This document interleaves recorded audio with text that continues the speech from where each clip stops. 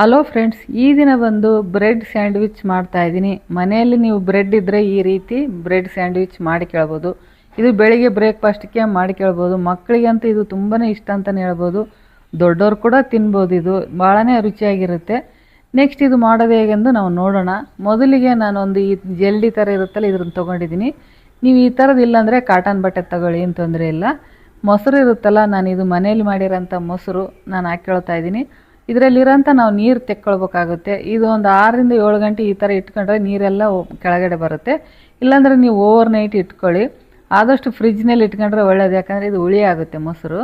ಈ ನೀರಿರುತ್ತಲ್ಲ, ಇದನ್ನು ನಾವು ಚಪಾತಿ ಹಿಟ್ಟು ಕಲಿಸ್ತೀವಲ್ಲ, ಆ ಟೈಮ್ನಲ್ಲಿ ಮಿಕ್ಸ್ ಮಾಡಿ ಚಪಾತಿ ಚೆನ್ನಾಗಿರುತ್ತೆ. ಅದು ವೇಸ್ಟ್ ಏನಾಗಲ್ಲ ನೀರು. ಈಗ ನೋಡಿ, ಈಗ ನೀರೆಲ್ಲ ತೆಗೆದ ನಂತರ ಈ ಥರ ಗಟ್ಟಿ ಮೊಸರು ಅಥವಾ ನೀವು ಯೋಗರ್ಟ್ ಅಂತ ಕೂಡ ಹೇಳ್ಬೋದು. ಇದು ಯೋಗರ್ಟ್ ಥರನೇ ಇರುತ್ತೆ, ಯೋಗರ್ಟ್ ಥರ. ಇದರಲ್ಲಿ ನಾವು ಹಣ್ಣು ಮಿಕ್ಸ್ ಮಾಡ್ಕೊಂಡು ತಿಂದರೆ ತುಂಬಾ ಚೆನ್ನಾಗಿರುತ್ತೆ ಈ ಒಂದು ಗಟ್ಟಿ ಮೊಸರು. ನೋಡಿ, ಈಗ ಗ್ರೀನ್ ಕ್ಯಾಪ್ಸಿಕಮ್ ಕಟ್ ಮಾಡಿ ಹಾಕ್ತಾಯಿದ್ದೀನಿ, ಚಿಕ್ಕದಾಗಿ ಕಟ್ ಮಾಡಿ ಹಾಕ್ತಾಯಿದ್ದೀನಿ. ಇದು ಯೆಲ್ಲೋ ಕ್ಯಾಪ್ಸಿಕಮ್.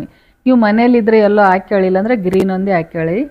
ಆಮೇಲೆ ಈರುಳ್ಳಿ, ಇದಕ್ಕೆ ಸ್ವಲ್ಪ ಕೊತ್ತಂಬರಿ ಸೊಪ್ಪು ನೀವು ಜಾಸ್ತಿನೇ ಹಾಕ್ಕೊಳ್ಳಿ, ಕೊತ್ತಂಬರಿ ಸೊಪ್ಪು. ಆಮೇಲೆ ಸ್ವಲ್ಪ ಪೆಪ್ಪರ್ ಪೌಡರು, ಆಮೇಲೆ ಚಿಲ್ಲಿ ಫ್ಲೇಕ್ಸ್, ಸ್ವಲ್ಪ ಖಾರ ಬರುತ್ತಿದೆ ಚಿಲ್ಲಿ ಫ್ಲೇಕ್ಸು. ಆಮೇಲೆ ರುಚಿಗೆ ತಕ್ಕಷ್ಟು ಉಪ್ಪು.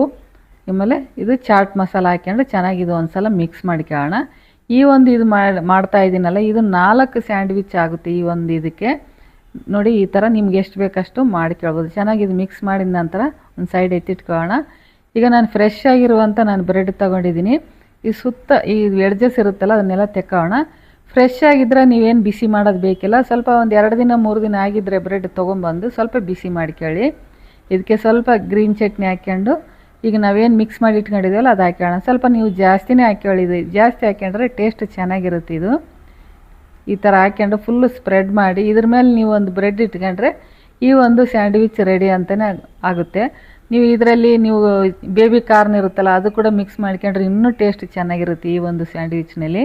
ನೋಡಿ, ಈ ಥರ ಸ್ವಲ್ಪ ಕೈಲಿಂದ ಮೇಲ್ಗಡೆ ಸ್ವಲ್ಪ ಪ್ರೆಸ್ ಮಾಡಿದರೆ ಈ ಒಂದು ಬ್ರೆಡ್ ಸ್ಯಾಂಡ್ವಿಚ್ ರೆಡಿ. ನೆಕ್ಸ್ಟ್ ನೀವು ಬೇಕಂದರೆ ಈ ಥರ ಮಧ್ಯದಲ್ಲಿ ಈ ತ್ರಿಕೋನ ಆಕಾರಕ್ಕೆ ಬರುತ್ತೆ, ಈ ಥರ ಕಟ್ ಮಾಡಿದರೆ.